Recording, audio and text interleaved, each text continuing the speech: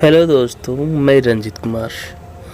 आप सभी का ए टू जेड स्टोरी चैनल में स्वागत है। मैं आपके लिए एक छोटी सी कहानी लेकर आया हूँ। ये कहानी है एक प्यासे कौवे की। आपने इस कहानी को पहले बहुत बार सुना भी होगा, तो आप छोटी छोटी कहानी जितनी भी सुनेंगे उतना ही आपको प्रेरणा मिलेगी। तो गर्मियों के दिन थे। एक कौवा प्यास से बेहाल था और पानी की तलाश में यहाँ वहाँ भटक रहा था, किंतु कई जगहों पर भटकने के बाद भी उसे पानी नहीं मिला।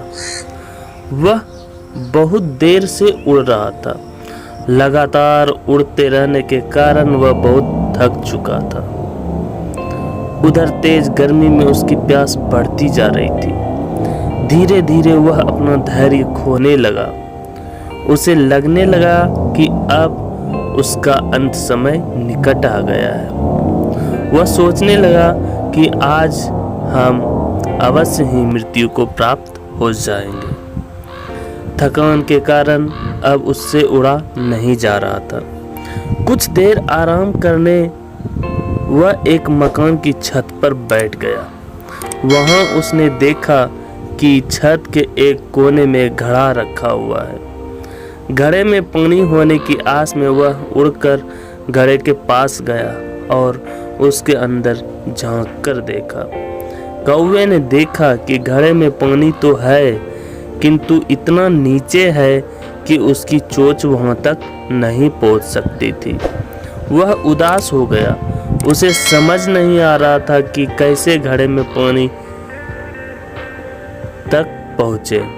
लेकिन फिर उसने सोचा कि उदास होने से काम नहीं चलेगा, कोई उपाय अवश्य ही सोचना होगा। घड़े के ऊपर बैठे बैठे ही वह उपाय सोचने लगा। सोचते सोचते उसकी दृष्टि पास ही पड़े कंकरों के ढेर पर पड़ी। फिर क्या था, कौवे के दिमाग की घंटी बज गई। उसे एक उपाय सूझ गया। वह बिना देर किए उड़कर कंकड़ों के ढेर पर पहुंचा और उनमें से एक कंकड़ अपनी चोंच से उठाकर घड़े तक लाकर घड़े में डाल दिया। वह एक एक कंकड़ अपनी चोंच से उठाकर घड़े में लाकर डालने लगा। कंकड़ डालने से घड़े का पानी ऊपर आने लगा। कुछ देर में ही घड़े का पानी इतना ऊपर आ गया कि कौवा उसमें चोंच डालकर पानी पी सकता था। कौवे की मेहनत रंग लाई थी और वह पानी पीकर तृप्त हो गया।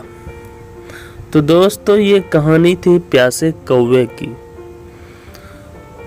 तो चाहे समय कितना ही कठिन क्यों ना हो, हमें धैर्य से काम लेना चाहिए और उस कठिनाई से निकलने के लिए बुद्धि का प्रयोग करना चाहिए।